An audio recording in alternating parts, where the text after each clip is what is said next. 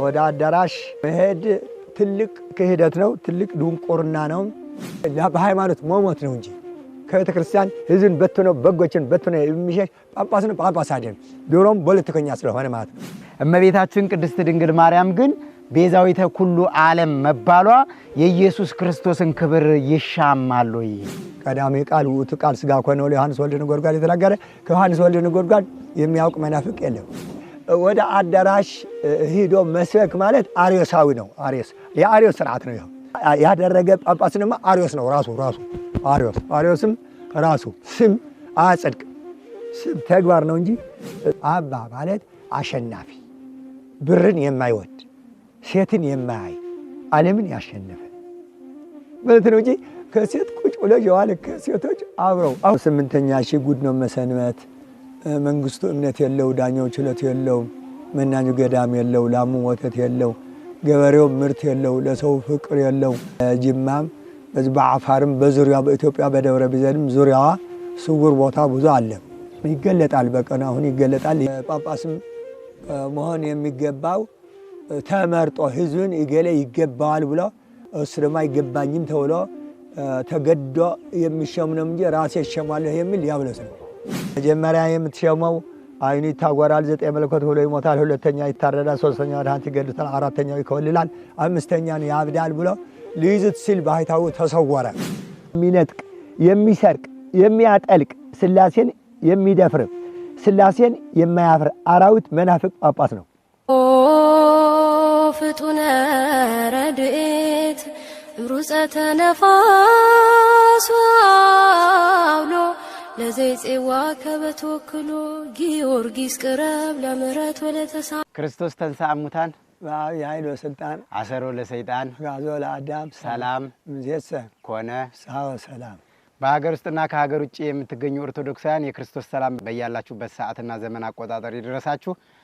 ይህ ዶርቃ ሚዲያ ነው። ዛሬ የምንገኘው ከአዲስ አበባ መቀሌ፣ ከመቀሌ ዋጅራት ወጣ ብለን እጅግ ከምንወዳቸውና ከምናከብራቸው ከአባታችን ከቄስ አምደ ጊዮርጊስ ጋር ደብረ ሰላም ቅዱስ ቂርቆስ ቤተክርስቲያን ላይ ነው የምንገኘው።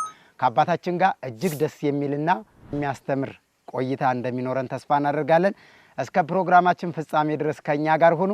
ከአባታችን ጋር በወቅታዊና አነጋጋሪ በሆኑ ጉዳዮች ላይ አንዳንድ ጥያቄዎችን አነሳላችኋለሁ። ለነሱ መልስ እየሰጡ እኛም ደግሞ እየተማርንባቸው አብረን ደስ የሚል ቆይታ ይኖረናል። እስከ ፕሮግራማችን ፍጻሜ ድረስ አብራችሁን ሁኑ። አባታችን ቄስ አምደ ጊዮርጊስ እንግዲህ ዛሬ ያው ባሉበት ቦታ ሄደን ነው ያገኘናቸው። አባታችን እንዴት አሉ? እንኳን አደረሱት። እግዚአብሔር ይመስገን። አምላክ በሰላም ለብርሃነ ትንሣኤው እንዳሳየን ለብርሃነ ዕርገቱ በሰላም ያድርሰን። እናንተም ከአዲስ አበባ ተነስታችሁ እዚህ ቦታ አምሳያ የሌለው ሀገር በዓለም የታወቀ 20 አምባ ወጀራት ደቡብ ባህር ሐፀይ የሚባል 480 ዓመተ ምህረት አሁን ማታ መጥተው የባረኩት ሀገር 13 ክፍለ ዘመን አፄ አምደ ጽዮን መጥተው ባህር ሐፀይ በስማቸው ባህር ነበረና አሁን ከሌላ ሀገር አምጥተው ሳርና ሁሉ ስለተከሉ ሐፀይ ባህር ሐፀይ ተብሎ የሚጠራ መምጣታችሁ እግዚአብሔር አምላክ ስለፈቀደ እግዚአብሔር ክብር ምስጋና ይግባው። በዓለም ያላችሁም እንደምን ሰነበታችሁ? መልካም። እሺ አባታችን፣ የዛሬ አመጣጣችን እንግዲህ በዋናነት በወቅታዊ ጉዳይ ላይ አንዳንድ ውይይቶችን ለመወያየትና እንዲሁም ደግሞ ለሕዝበ ክርስቲያኑ የማረጋጊያ ትምህርትና መልስ የሆነን ዘንድ በእመቤታችን በቅድስተ ቅዱሳን በንጽሕተ ንጹሐን ላይ በቅድስት ድንግል ማርያም ላይ የተነሱ የጥላቻ ዘመቻዎች አሉ። እመቤታችን ቅድስተ ቅዱሳን ንጽሕተ ንጹሐን ድንግል ማርያም ጌታን ወልዳ ለእኛ የሰጠችን ቤዛዊተ ኩሉ ዓለም ተብላ የምትጠራ ቅድስት እንደሆነች፣ ንጽሕት እንደሆነች፣ ድንግል እንደሆነች፣ ቅድስት እንደሆነች፣ ከሴቶች መካከል የተባረከች የተመረጠች እንደሆነችና እመቤታችን ቅድስት ድንግል ማርያም ለእኛ ለኦርቶዶክሳውያኑ እናታችን አማላጃችን እንደሆነች ሁላችንም እናምናለን። ግን ሁልጊዜ የእመቤታችንን ድንግልና ቅድስና የእመቤታችንን እናትነት ሊያጠራጥር በሚችል መንገድ ከቤተ ክርስቲያን የሚነሳ አጀንዳ አለ።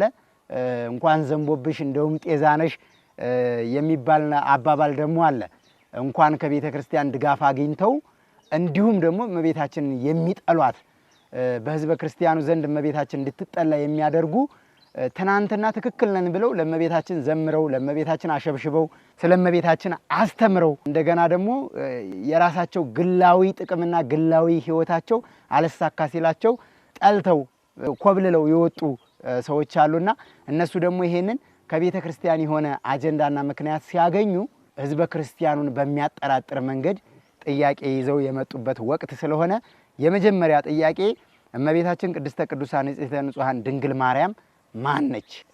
እምቅድመ ዓለም ነበረት እግዝእትነ ማርያም በህሊና አምላክ ይላል። እግዝእትነ ማርያም ዓለም ከመፈጠሩ በፊት መላእክትም ሳይፈጠሩ በአምላክ ህሊና ታስባ ትኖር ነበር። ዓለሙም የተፈጠረ ለእግዝእትነ ማርያም ሲባል ነው። አዳምና ሔዋንም የተፈጠሩ ስለ እግዝእትነ ማርያም ሲባል ነው ብለው መጽሐፍ ሊቃውንት ይናገራሉ። አሁን ቅድመ ዓለም በህሊና አምላክ እንደነበረችም አንድ ሰው ቤተክርስቲያን ወይም አንድ ቤት ለመስራት አስቀድሞ ፕላን እንደሚያነሳ ሥላሴ ይህ ዓለም ለመፍጠር አስቀድመው የእመቤታችን በህሊናቸው ነበረች። እንደነበረችም ራሱ ማስረጃው ምን ይላል? ሥላሴ ቅዱስ ሚካኤል መልአከ ምክሩ ይለዋል። ለእግዚአብሔር ቅዱስ ሚካኤል ያማከረው ነገር አለ። መላእክትን ሰብስበው አዳምም አሳያቸው ይሄ ሊፈጠር ነው ብሎ ሲያሳያቸው ወይ ይሄ ባይፈጠር ይሻላል አሉ። በኋላ አምጥቶ እመቤታችንን አሳያቸው። ወይ እሷስ ቶሎ ቶሎ ፍጠርልን ብለው መላእክት ጮሁ። አይ ይሄ አዳም ሳይፈጠር እሷ አይሆንም በቃ ያለሱ ሲባል በቃ ይሄ ከሆነማ ይፈጠር ይሄ እሷ የሚወልድ ከሆነ ሲሉ በእንተ እግዝእትነ ማርያም ተፈጥሮ አዳም ወሔዋን አዳምና ሔዋን ስለእመቤታችን ሲባል ተፈጠሩ። በኋላ ግን እግዚአብሔር አስቀድሞ ከአዳም በፊት መላእክት ነው የፈጠረ። መላእክት ሲፈጥራቸው ቅዱስ ሚካኤል የምልጃ የምህረተ ስጦታ ስለተሰጠው በቀኝ ክንፉ የሥላሴ አጋንንትን የሚያባርር ስልጣን ስለተሰጠው በቀኝ ክንፉ አዝማተ ሥላሴ አለው አጋንንት የሚያባርር። በቅዱስ ገብርኤል ደግሞ ይኸው ምን አለው? በቀኝ ክንፉ የእመቤታችን ፎቶ ከመፈጠሯ በፊት አዳም ከመፈጠሩ በፊት መላእክት ነው የተፈጠሩ። በመላእክት ደግሞ በቅዱስ ገብርኤል በቀኝ ክንፉ የማን ፎቶ ነበረ? የእመቤታችን ምን ሆና ልጇን ታቅፋ ራሱ ማስረጃው ይላል። ምን ይላል? ለተፈጥሮትከ ይላል የገብርኤል መልክ በሌሊተ እሁድ ቀዲሙ እማሃየ ኢምንት ግብር እንተ ኢታው ትርጓሜ ስሙ ሐዋርያ ልደት ገብርኤል ለበልዓም ኮከበ ህልሙ እንተ ተስእለ በላዕሌከ መልክዓ ሕፃን ወእሙ ንጉሠ አይሁድ ዝንቱ ዘይቤ ማኅቶም ይላል። ቅዱስ ገብርኤል ለተፈጥሮትህ አሁን በቀኝ ክንፍ እናቱና ልጇ በቀኝ ክንፍ የተሳለብህ ላንተ ያውም ንጉሠ አይሁድ ብሎ በስቅለት ቀንም እንደሚጻፍ በቀኝ ክንፍህ የተሳለብህ ገብርኤል የሚል በመልክዓ ገብርኤል ላይ አለ። ከሱ በኋላ ደግሞ መጽሐፉ ቀጥሎ ምን ይላል? ማርያምሰ ተሃቱ ከመ ዕንቈ ባሕሪ ዘእምከርሱ ለአዳም ይላል። ማርያም እንደ ባህር ዕንቁ በአዳም ባህሪ ታበራ ነበረ ይላል። አሁን ምንድነው ዕንቈ ባሕሪ ከተባለ ዕንቈ ባሕሪ ማለት በባህር የምትኖር ኦፈ ባርጊና የምትባል አለች። በባህር ነው የምትኖረው። በኋላ ግን ብርድ ሲሰማት ቀጥታ ወደ ላይ 6 ሰዓት ሲሆን ወደ ላይ ከፍትና ወደ ፀሐይ አሁን በደንብ አድርጋ አከነፋ ዘርግታ ብልቷም ወደ ፀሐይ ሰጥታ ስትሞቅ ቀጥታ በፀሐዩ ጨረር ታረግዛለች። ምንም ሳይነካት ማለት ነው። ከማንም ወንድ ሳትገናኝ ከብርሃን በብርሃን ጸዳለ እምጸዳል ከምትጸንስ ኦፍ ይላል መልክዓ ኢየሱስ። ብርሃንና ከብርሃን ወፍ እንደምታረግዝ ማለት ነው። ጸዳለ እምጸዳል ከምትጸንስ ኦፍ። በኋላ የህሷ ተመልሳ ወደ ባህር ትገባና እንቁላልዋ ጥላ በባህር ላይ በኋላ ግን ፈላስፎች ሂደው ባህሩ ላይ ሲያበራ አይተው በፍልስፍና እንቁ ያወጡታልና ከሱ የወጣ ነው። ያው ልችም ሌላ ብርሃንም ፈላስፎች ከሷ የጣለችው እንቁላል ነው ተፈላስፈው ብርሃን ልች የሚያደርጉ ማለት ነው። ስለዚህ አሁን ይሄ ሊቁ ሲናገር ማርያምሰ ተሃቱ ዘእምከርሱ ለአዳም ይላል። አሁን ስለዚህ እመቤታችን ክብሯ ልዕልናዋ የታወቀ የተደነቀ ስለሆነ አሁን ያውም እዚህ አንድ ማስረጃ የምጠቅሰው ነገር አለ። እንደዚህ ይላል። ክብርና የእመቤታችን በሰው አንደበት ተነግሮ በመላእክት አንደበት ተነግሮም አያልቅም። ራሱ እግዚአብሔር አብ ዘመኔ ዘመንሽ ነው ያላል። አሁን ለምን ምሳሌዋ ማን ነው? አብ ነው ለማርያም። ለምን አሁን አብ ምን አለ በጥምቀት ይሄ ምወልደው ልጄ ስሙት ብሎ በደብረ ታቦርና በጥምቀት እንደመሰከረ እሷም በቃና ዘገሊላ ልጄ ያላችሁን እሱን ስሙ ብላ የተናገረች ቃላቸው የአብና የማርያም ይኸው አንድ ነው ማለት ነው። ምስጋናቸውም አንድ ነው። ምን ይላል መጽሐፉ? እስመ ስብሐተ ሥጋሃሰ ይላል ለማርያም ከመ ስብሐተ አሐዱ እምቅድስት ሥላሴ። ምን ማለት ነው? የድንግል ማርያም ምስጋና እንደ ነቢያት ምስጋናና እንደ ሐዋርያት የመሰለ ምስጋና አይደለም። አንድም ስብሐተ ማርያም ድንግል እንደ ነቢያት ስብሐት እንደ ሐዋርያት ስብሐት አይደለም። አንድም ስብሐተ ማርያም ድንግል እንደ ስብሐተ ሥላሴ ነው እንጂ በቃ እንደ አበው እንደ ነቢያት ምስጋና እንደ ሐዋርያት ምስጋና አይደለም። ስብሐተ ድንግል ማርያም እና ስብሐተ ሥላሴ አንድ ነው። በመጽሐፍ እስመ ስብሐተ ሥጋሃሰ ለማርያም ከመ ስብሐተ አሐዱ እምቅድስት ሥላሴ ይላል። ስለዚህ ከቅድስት ሥላሴ እንደ አንዱ ነው እንጂ እንደ ማንም እንደ ነቢያት እንደ ሐዋርያት አይደለም። ለምን ምን ይላል ቅዱስ ኤፍሬም? አሐዱሰ ማርያም ተወልደ በለቢሰ ሥጋ ኮነነ ዘመደ። ከቅድስት ሥላሴ አንዱ ከእመቤታችን ከሥጋዋ ሥጋ ከነፍሷ ነፍስ ወስዶ ፍጹም ሰው ፍጹም አምላክ ስለሆነ ለእኛ ዘመዳችን ሆነ ይላል። ስለዚህ አሁን አሐዱ ዘእምቅድስት ሥላሴ ሥጋች ለብሰ ወኮነ ብእሴ ከቅድስት ሥላሴ አንዱ የአንቺ ሥጋና ነፍስ ተዋህዶ ምን ሆነ? ሥላሴ ሆነ። ስለዚህ ለማርያም ሥጋ ከምን ሆነ ማለት ያው የእግዚአብሔር አብ ቃል ሆነ ማለት ነው። የእግዚአብሔር መንፈስ ቅዱስ ቃል ነው የማርያም። ለምን መጀመሪያ በ29 መጥቶ ቅዱስ ገብርኤል ትወልዳለሽ፣ መንፈስ ቅዱስ ወደ አንቺ ይመጣል፣ የልዑል ኃይል ይጋርድሻል ብሎ ሲናገራት ነያ ዓመተ እግዚአብሔር እኔ የእግዚአብሔር ገረዱ ነኝ ሲል አሁን የረታት እግዚአብሔር የሚሳነው ነገር የለም። አንቺ ከቅድስት ሥላሴ ተልኬ ነው እያርፍ ምቆመው ቅዱስ ገብርኤል ነኝ። ስለዚህ ከሱ በመንፈስ ቅዱስ ተልኬ ነው ብሎ ሲላት እንዳልከኝ ይሁነኝ ስትል ቀጥታ የአዳም ሥጋ ምን ሆነ? አምላክ ሆነ። አምላክ ደግሞ ምን ሆነ? ሰው ሆነ። ምን ተባለ? አማኑኤል ተባለ። እግዚአብሔር ከኛ ጋር ሆነ ማለት ነው። አማኑኤል ማለት ምን ማለት ነው? አምላክ ሰው ሆነ፣ ሰው አምላክ ሆነ ማለት ነው። ስለዚህ አሁን የእመቤታችን ሥጋ ምንድን ነው? መድኃኒት ነው፣ ቤዛ ነው ለዓለም።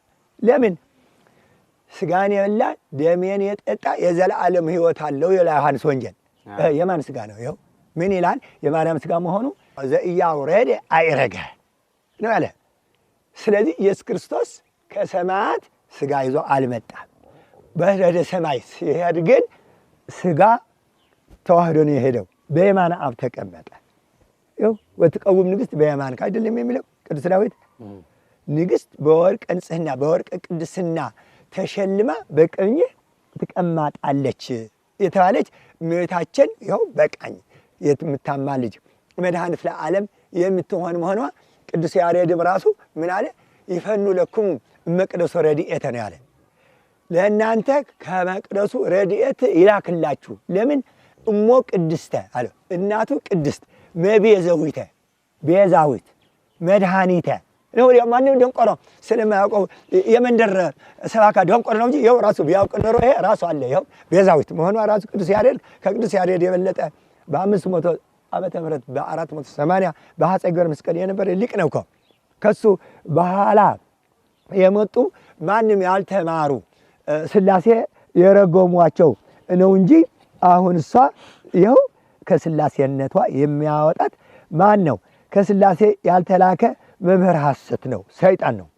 የተላከ ሰባኪ ስብሐተ ሥጋሃ ለማርያም ከመ ስብሐተ አሐዱ እምቅድስት ሥላሴ ያለውን መደምሰስ የሚቃወም የሚችል ፍጡር የለም። ምክንያቱ ቃለ ሥላሴ የሚቃወም ፍጡር የፍጡራን ጠላት አንድ ደንቆሮ መንፈስ አጋንንት ነው እንጂ ሌላ ፍጡር በምድርም በሰማይም የለምና ሥጋሁ ለአማኑኤል ይላል ቄሱ። ሥጋሁ ለአማኑኤል የተባለው ሥጋ ማርያም ድንግል ነው። ሥጋ ማርያም ድንግል፣ ሥጋሁ ለአማኑኤል የተባለው ሥጋሁ ለአማኑኤል መለኮት ነው። መለኮት ሥጋ ማርያም ድንግል ነው። ስለዚህም ነው እስመ ስብሐተ ሥጋ ሀሰለ ማርያም ከመስዋዕት አሐዱ እምቅድስት ሥላሴ በማለት አሁን በሥጋ ማርያም የሚጠራጠሩ መናፍቃን ሥጋ ማርያም ድንግል ከመለኮተ ሥላሴ ከመንግሥተ ሥላሴ ከመንበረ ሥላሴ ከሥልጣኔ ሥላሴ አውጥቶ ለሰይጣን ድንግል ማርያም መስጠት ማለት ነው። ይህም ሥላሴ ማክሰር ነው።